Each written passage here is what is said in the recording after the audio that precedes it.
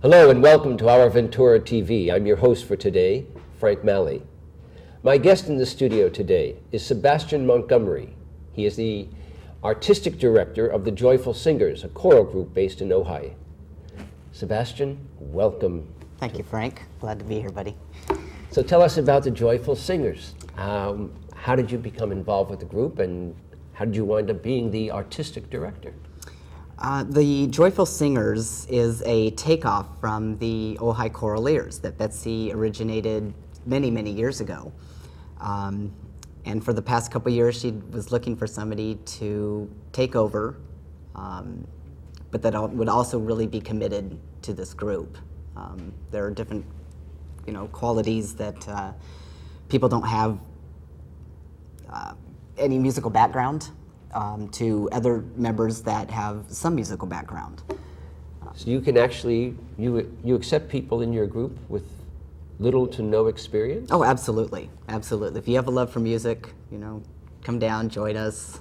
It's a great group. It's very diverse, very eclectic, and we've become more of a family.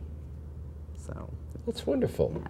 Now, in addition to being the musical director, you're also a conductor of the group. Yes, I am.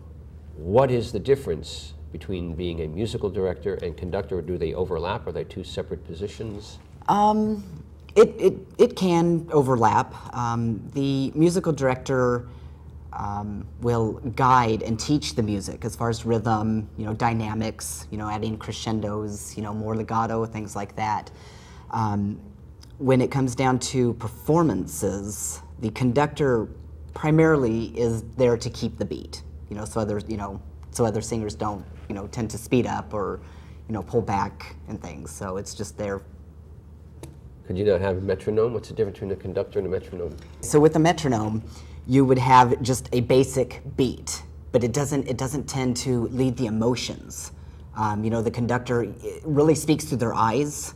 As for performances, if something is very delicate, there would be a different expression for that, or overjoyed or excited.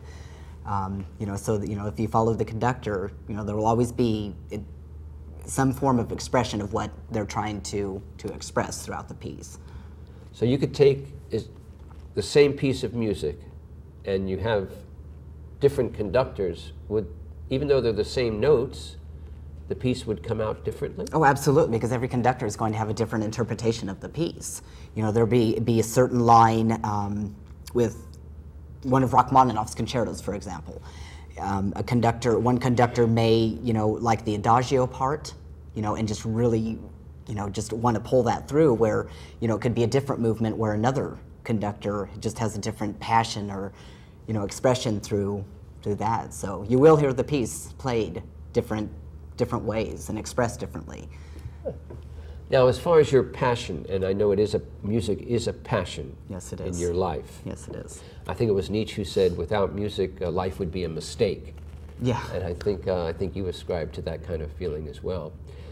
Tell us about your early on experiences, your first exposure to the world of music. I started at a very young age with piano. And it grew from there. I was also taking dance lessons at the same time. And it progressed throughout the years. Junior high, I picked up the oboe, and then a few months after that, I started the trumpet, taught myself. Taught yourself? Taught myself the trumpet. How long did that take? I had almost all the scales down in about a day. My brothers were previous trumpet players, so fortunately I had a trumpet. And you must have a great ear. My ear is very strong, yes, it has to be, especially as a conductor. Listening to different tones and, pitches and who's off and who's not, vocal sounds and things like that. How does one train to be a conductor? I really don't... You go to school for it?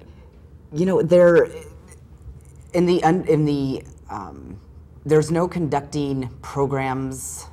There aren't many conducting programs. For undergraduate schools, it's mostly master's and to get your doctorate. I think conducting is an inherent thing that you know somebody has. I know one of my previous maestros didn't even want to think about being a conductor. He was a classical trained pianist and a concert pianist, and I think he was asked to conduct a concert for something, and you know it just kind of took off. So I don't know. My passion has been there since I was 5 years old. That's what I knew I wanted to be. Is it true you started playing the piano like as early as 3? 3 or 4. 3 or 4. Yeah. And when did you first know that this was what you wanted to do? I was, I would sit in church and conduct along with the choir director, and I just knew that it felt right. I knew, you know, I knew what I was doing was right. I would sit in the church pew and conduct along, and it just made me happy. It was just my heart. I just knew. I just knew. Well, we talked about your great ear, but you also have a great voice. Thank you. I mean, you're an opera singer. Formal, yes. Former opera singer. Done some competitions, won some awards. Yes. Do you have more of a passion for performance or for conducting? I think conducting. I do have a plethora of experience in acting, music, performing as an instrumentalist, a vocalist. Tell us about the different instruments you play. I play oboe, flute, trumpet, percussion, piano, harp, guitar, and voice. That has to be at least a half a dozen, 6 It's about or 7. 9. 9? 9 instruments, yeah. Okay. Has the word prodigy ever been spoken on your behalf? It has. It has. I don't consider myself a prodigy. I just believe that these are the talents that was given to me, and it's very heartwarming to share my talents with the community. Speaking of sharing with the community, where does your group, the Joyful Singers, actually perform? We perform primarily for the residents of care centers throughout the Ojai Valley, and it's such a beautiful thing when you can give music to these people, because you can just see their eyes light up, and it can be emotional at times to know that you've touched somebody through music. I mean, it's an amazing experience if you really feel it. There's something called the pause in music, Yes. and I was reading up, someone said that the pause is actually more important or just as important as the actual note. And I'm thinking, well, that doesn't make sense. Isn't a pause just silent and a note is sound? So how can that be? I think composers have their own reasons for putting in, for rests or just little breaks. I know for me, if you end a line or a phrase, if we're singing, for instance, and there's just this slight little pause, it just gives the music a time to, just float. Or just kind of just hold on or resonate, through. I like the rest, because it just just kind of solidifies and just knows that, or that you're stopping at a point and just kind of moving on, maybe for a different feeling or a different tempo. I mean, there's just so many reasons. Now, have you ever combined, or do you combine your playing of instruments with your conducting? I mean, will you, for instance, play the piano or play a guitar during one of the songs? Oh, absolutely, absolutely. I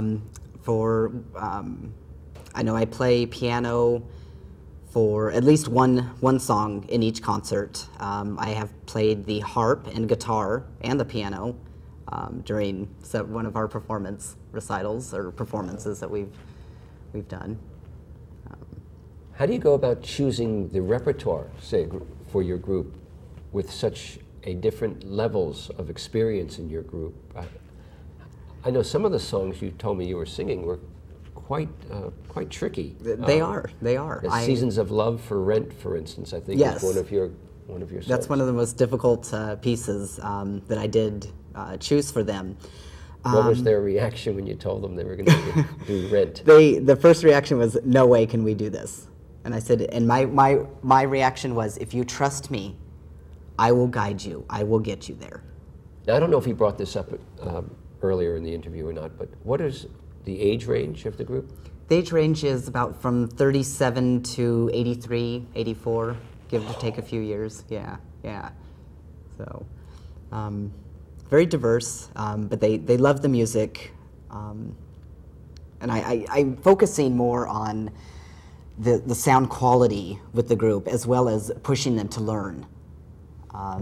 You know, we're learning French, and I know for the Christmas season of 2013... You're teaching them French? I'm teaching them a French piece. Oh, a French piece. French piece. What song is that? It's Belle Nuit from the Tales of Hoffmann. And then next, for the Christmas season, we'll be learning 2 pieces in Latin and a German piece.